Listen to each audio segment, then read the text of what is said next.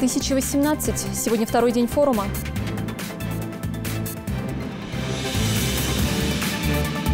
Победа в чемпионском бое. Исачни выиграл поединок против Исмаэля Бароса. Назад в прошлое. Выпускники 18-й Малгобекской школы на день вернулись в школьные годы. Там состоялась встреча выпускников.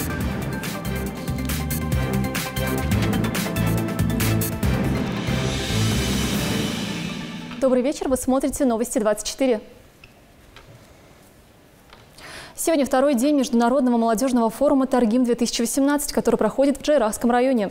Для участников провели различные лекции, презентации. Присутствующие задавали интересующие их вопросы о защите проектов и их номинациях на различных грантовых форумах, в том числе и на Машуке. А уже во второй половине дня прошла лекция по межнациональным отношениям. В качестве спикера выступил Руслан Курбанов, сопредседатель Российского конгресса народов Кавказа. Зарина Магушкова с подробностями. Смотря как хочет твой университет это сделать, наши прекрасные участники и победители.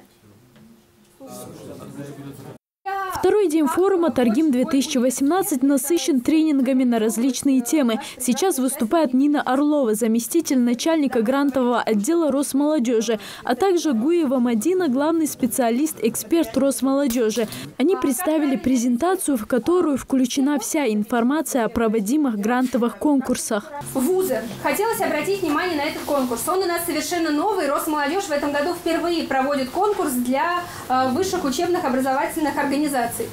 Какие у нас направления? Поддержка студенческого самоуправления, поддержка молодежных студенческих инициатив. Понятно, что этот конкурс более на студенческие инициативы направлен. Патриотическое воспитание и межкультурная коммуникация. У участников форума на этом тренинге возникло большое количество вопросов, ведь многие из них планируют реализовать свои собственные проекты. Например, на Северокавказском форуме «Машук». О нем здесь говорили очень много. Докладчики рассказали о нововведениях, которые внедрены в форум в этом году. У нас изменились номинации, у нас изменилась нормативно-правовая база, и теперь у нас не 10 номинаций, а 6. Мы, конечно, для физических лиц и 4 номинации для некоммерческих организаций. Мы понимаем, что год 2018 – это год добровольца и волонтера, поэтому наши номинации теперь и с этим направлением тоже. И также у нас есть теперь номинации «Межкультурный диалог» и развитие туризма и спорта на территории Северокавказского федерального округа. А уже во второй половине дня прошла лекция по межнациональным отношениям. В качестве спикера выступил Руслан Курбанов, сопредседатель Российского конгресса народов Кавказа. Ближе к вечеру состоялась лекция на тему добровольчества. Здесь экспертом выступила Гульфия Мутугулина. Она уже на протяжении 9 лет участвует в различных молодежных форумах, а вот на Таргим попала впервые. Я являюсь руководителем социально-творческого проекта «Я добротворец». Есть такие доноры крови, которые даруют кровь, спасают жизнь. Мы создаем команду доноров творчества и помогаем творчеству. Мы помогаем детским домам приемным, семьям, реабилитационным центрам, домам престарелых. То есть мы приезжаем, например, в дом ветеранов и делаем им концерт. Мы приезжаем в детский дом и проводим с ними мастер-класс. К сожалению, в Республике Татарстан есть такие социальные учреждения, которые нуждаются в нашем внимании. И сейчас, опять же, благодаря Росмолодежи у нас идет расширение. Форум продлится до 15 мая. В его рамках пройдут круглые столы, лекции, мастер-классы с участием политических лидеров, знаменитых российских и зарубежных бизнесменов. К нам приехали гости из Федерального агентства по делам национальностей, из Федерального агентства по делам молодежи. Руководитель Московского Кавказского клуба посетил нас.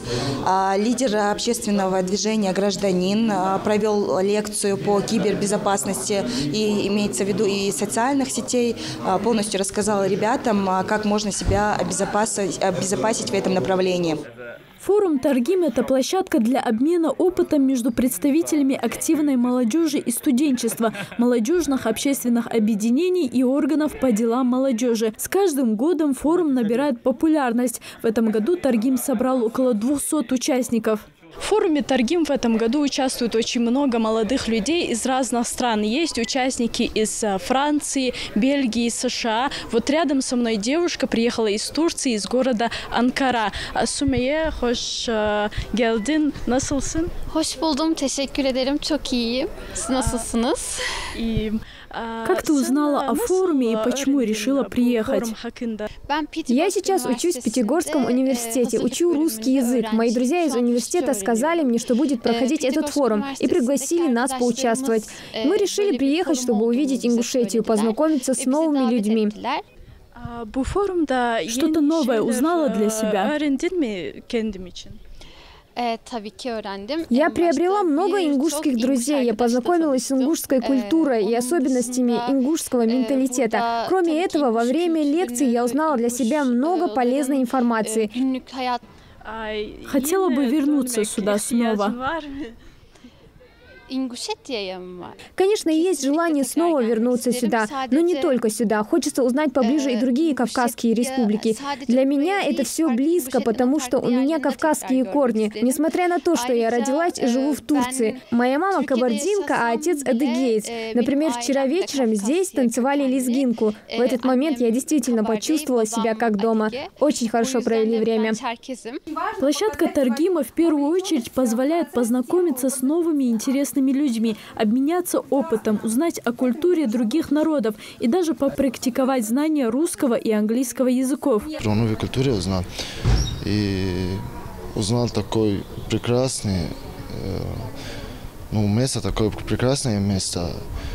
И много чего узнал тут. И еще я потом его знаю. Конечно. Очень своеобразная атмосфера, очень интересная, очень много ярких личностей, очень эмоциональные, искренние люди. То есть видно, что энергия вот эта позитивная, она просто плещет через край, и она захватывает тебя полностью.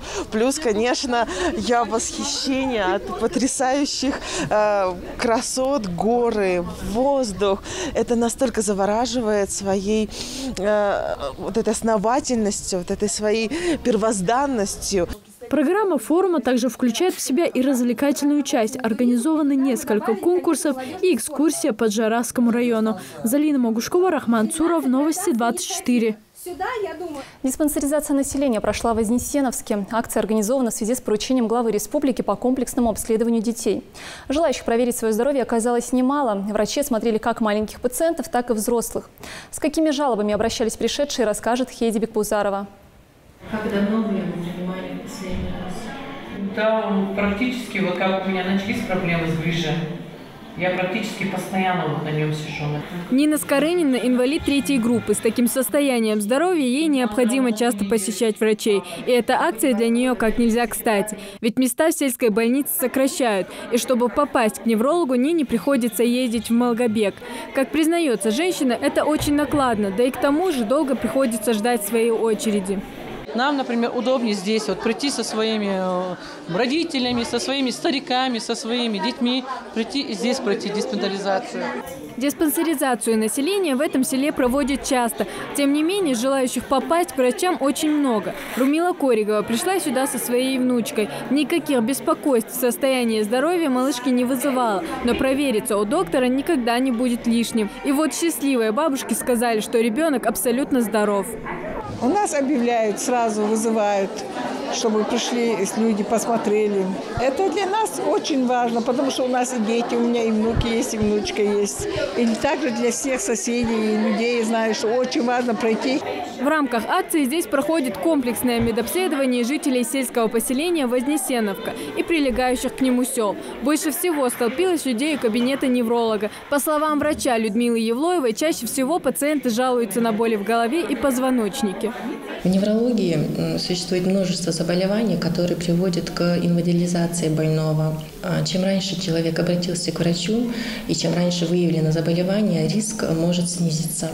К организации проведения акции здесь подошли очень ответственно. И, как отмечают врачи, было очень много желающих пройти медобследование. Больницу посетило очень много женщин с детьми. И поэтому у педиатра не было свободной минуты. Врач полностью осматривает ребенка и в случае необходимости дает назначение. Большое количество детского населения прошло лабораторное обследование и осмотр специалистами. Также проводилась параллельная и вакцинация детей по плану на май 2018 года. Очень было большой процент детей прошло здоровых, ну и несколько было обращений по поводу заболеваний, распространенных в весенний период.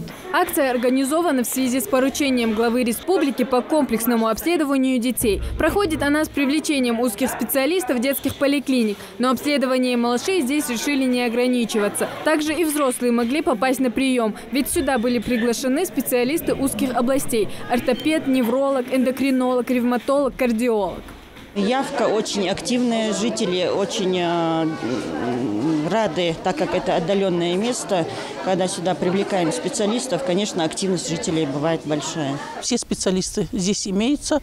И поговорив с работниками больницы, с приезжими специалистами, мне было интересно, есть ли впервые вновь выявляемые болезни. Да, и есть такие впервые выявленные больные.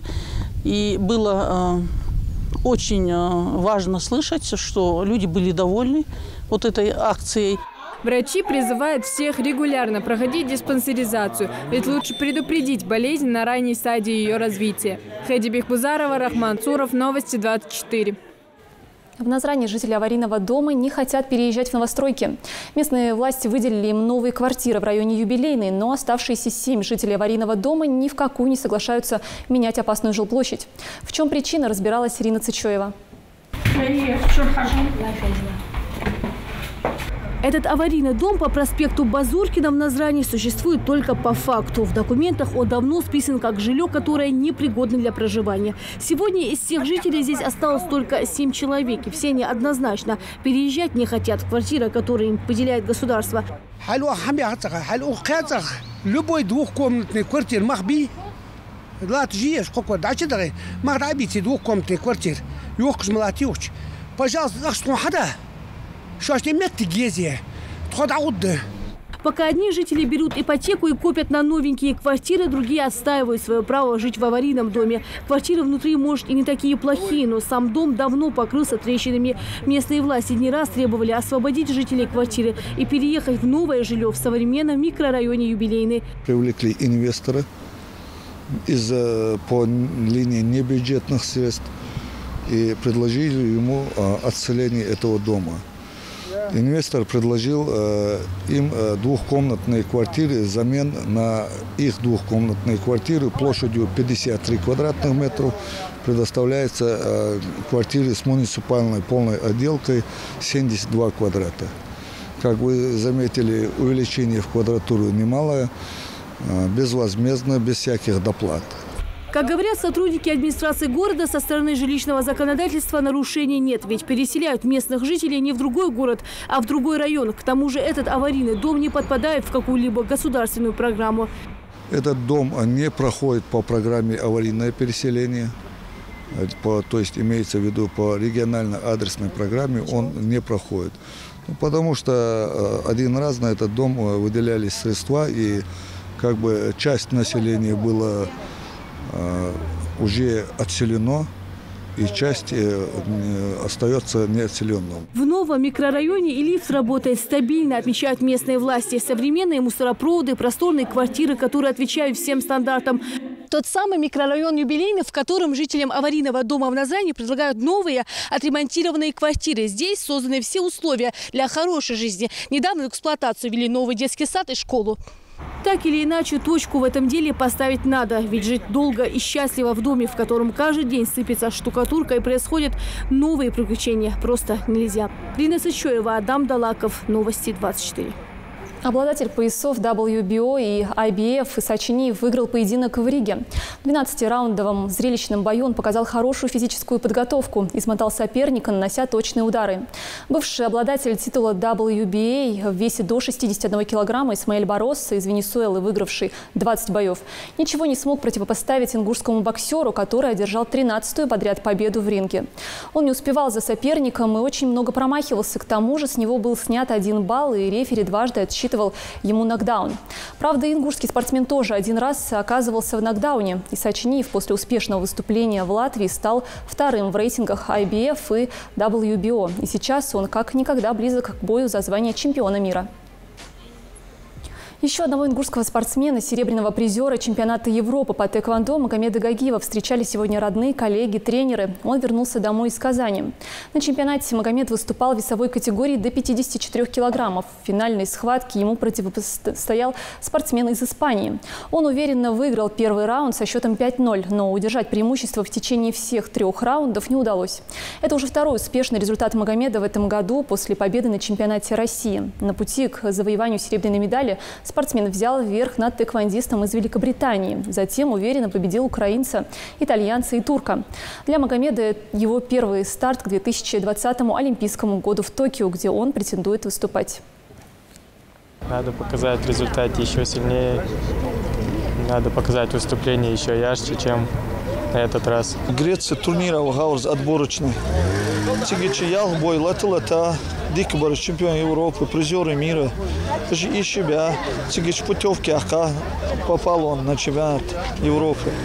Чемпионат Европы дал дикде хоз результат якыр хоз дик латыр тхориазы долуш. Тхуандуак результат дыз. Вновь вернуться в школьные годы смогли выпускники 18-й Малгобекской школы. В учебном заведении прошла масштабная встреча выпускников, где все, кто когда-либо учился в этой школе, имели возможность по истечении многих лет собраться в родных стенах. Организаторы мероприятия постарались воссоздать ту обстановку, которая существовала в школе более 10 лет назад. Индира Манкиева продолжит.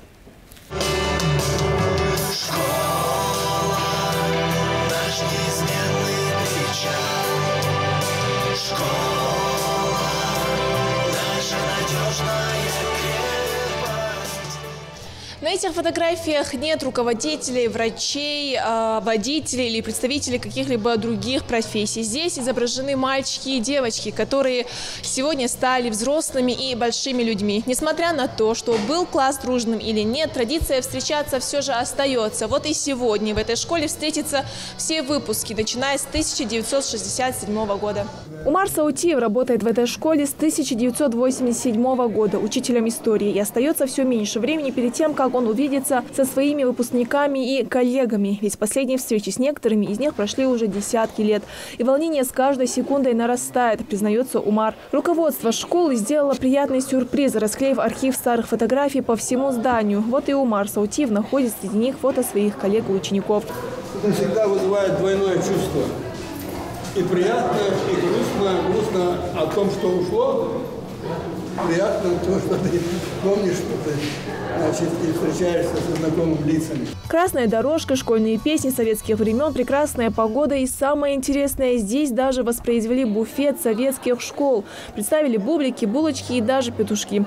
Руководство школы сделало все, чтобы ее первые выпускники вспомнили все прекрасные моменты, связанные с ней. Мадина Хамхоева училась здесь раньше. И после окончания университета она вновь вернулась сюда же, но уже в качестве преподавателя. Прошло уже 1,5 десятка лет, как Мадина не виделась со своими одноклассниками. И вот сегодня все они снова встречаются. Мне всегда везло на хороших учителей, мне везло на хороших учеников. На это всегда даже обращали внимание, поэтому школа это для меня родная для всей моей семьи. Мы все 9 закончили эту школу. Что о ней могу сказать? Было у нее, конечно, замечательное прошлое, были трудные годы. Впереди, надеюсь, будет только все самое хорошее. А вот Магомед Башир Вельхиев окончил эту школу в 2010 году. Учеником был шумным и непослушным, признается молодой человек. Но спустя 8 лет он понимает, как тяжело было учителям сдерживать его нрав. Воспитывали как своих родных детей. Учеба положительно, только могу ответить. На сегодняшний день я сам работаю учителем, педагогом в коррекционной школе Нижние Ачелки. И уже поглотился полностью в специфику этой работы и понимаю, насколько трудная работа у них была. И что еще могу добавить? Огромное спасибо всем преподавателям, которые меня учили, заботились обо мне. Все собрались в коридорах шумно, как на большой перемене. Еще не все успели поздороваться, как в самый неожиданный момент звонит звонок. Для начала всех собирают на линейку. По случаю праздника ругать сегодня никого не будут. Наоборот, только похвала и пионеры, которые встречают гостей своим гимном.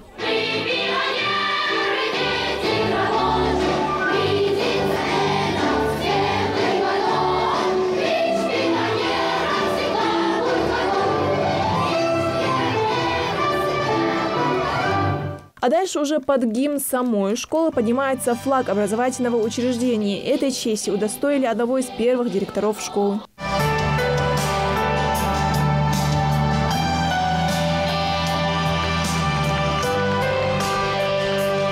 Я очень рад, что спустя 51 год я снова оказался в коллективе этой замечательной школы 18-й. Я помню очень многих учеников, преподавателей, тех работников, которые трудились, развивали, воспитывая наших детей. И знаю, что очень многие учащиеся выпускники этой школы достигли хороших высот. Уважаемые друзья, мы рады вас всех приветствовать сегодня на вечере встречи выпускников. Я надеюсь, что вы окунетесь в память приятных воспоминаний. Останется это все сегодняшнее, то, что мы, те подготовки, которые мы сегодня сделали, на долгую память для всех. А после линейки все дружно идут на урок. Русский язык, литература, математика, география, тетрадки и дневники забыты. Но за это никого ставить в угол или ругать сегодня не будут. Спустя десятки лет они снова сели за родные парты. Если когда-то их ноги не доставали до пола, то теперь уже наоборот, с трудом усаживаются. Для взрослых учеников организовали викторины, чтобы помочь проверить свои знания, да и вспомнить пройденный давным-давно материал.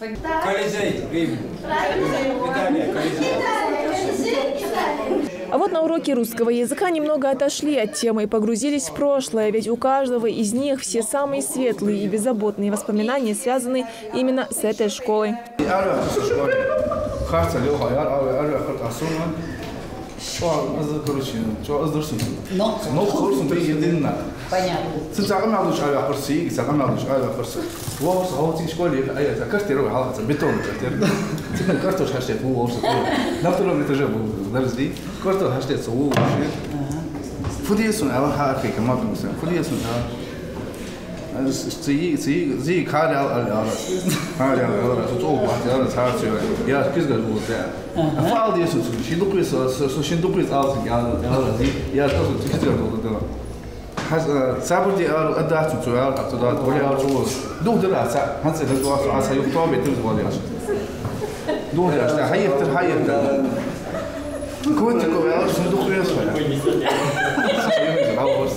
Если, будучи школьниками, все они с нетерпением ждали, когда же наконец закончится урок, то сегодня они впервые не хотят, чтобы звенел звонок.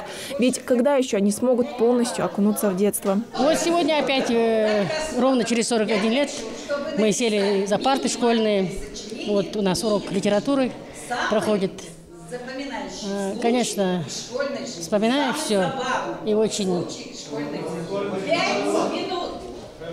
И грустно, и радостно, можно сказать. Но сколько бы ни оттягивали, звонок все же прозвенел, и урок прошел. Но сюрпризы на этом не заканчиваются. В актовом зале ждет концерт, подготовленный учащимися школы.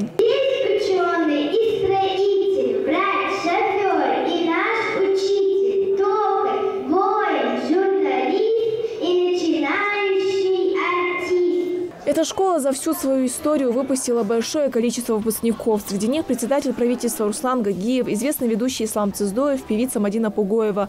И это далеко не все. Они уже повзрослели, но в этих стенах вновь становятся теми же задорными мальчишками и девчонками. И при каждой встрече у них есть что вспомнить, что рассказать, чем похвастаться.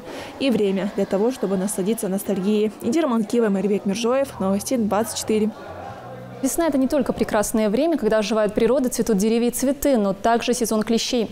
Для того, чтобы обезопасить жителей от этого коварного насекомого, в Назране проходит массовая дезинфекция.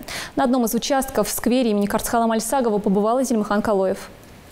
Каждый весенний сезон, вот уже 10 лет подряд, все деревья, поля, лужайки в Назране обрабатываются специальным ядом. Дело в том, что с потеплением пробуждается не только природа, но и клещи. Противоклещевая обработка началась во всех парках и скверах региона. Обычно они прячутся в траве и представляют угрозу для людей и животных. Эти насекомые часто становятся переносчиками различных болезней. Сейчас период активности паразитов в самом разгаре. Более того, если не усмирить их вовремя, последствия могут быть плачевными. Об этих этих признаках лучше любых врачей знают и сотрудники администрации Назрани. Первая стадия заболевания протекает остро и без латентного периода. Выявляется температура повышения бывает до 41 градуса, что влечет за собой такое состояние, которое человеку свойственно слабость, геморрагическое покраснение слизистых оболочек. Опрыскивать начали все рекреационные зоны. Специальная бригада с помощью насоса и антиклещевого раствора тщательно дезинфицирует всю территорию. После такого легкого душа от клеща точно не останется мокрого места. А если среди насекомых найдутся самые выносливые, то сотрудники городской администрации на всякий случай проведут такую процедуру повторно. Опрыскиваем крону деревьев и в данном случае кустарников насаждений. Вот данная акция сейчас протекает под пристальным вниманием руководства администрации города Назрань, привлечением аккредитованной бригады, заключением муниципальных контрактов и указанием всех тонкостей и мелочей, которые сохранят здоровье наших жителей, наших ребятишек, наших детишек. Эти паразиты часто встречаются на дачных участках и придомовых территориях. Утешает то, что для нашей полосы не характерны энцефалитные клещи, чей укус может привести к страшным последствиям. Но опять-таки точных гарантий все же нет. Зрения эти насекомые лишены, но все же способны чувствовать запах животного организма на расстоянии 10 метров. Поэтому специалисты советуют высаживать больше цветов вокруг дома и на детских игровых площадках, поскольку аромат цветочных растений помешает им учуять потенциальную жертву. Цветов в сквере имени Карсхала Мальсагова хоть и нет, но деревья имеются, где после футбольного матча любит проводить время местная ребятня, несмотря на то, что родители делать это всячески запрещают.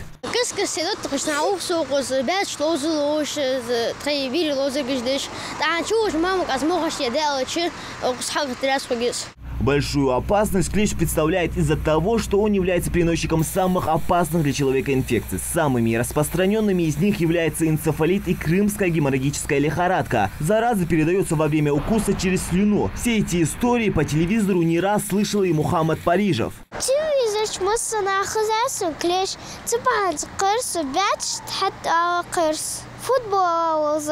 В сезон активности клещей стоит быть максимально осторожными, то есть весеннее и осеннее время. При укусе клеща вытаскивать насекомое самостоятельно не рекомендуется. Медики советуют сразу же обратиться в больницу. Ну а после излечения паразита на протяжении 10 дней нужно измерять общую температуру тела и следить за состоянием здоровья. А всем любителям проводить время в парках или же на природе следует быть особенно бдительными и осторожными. Зелимхан Калоев, Ахмед Горбаков, Новости 24.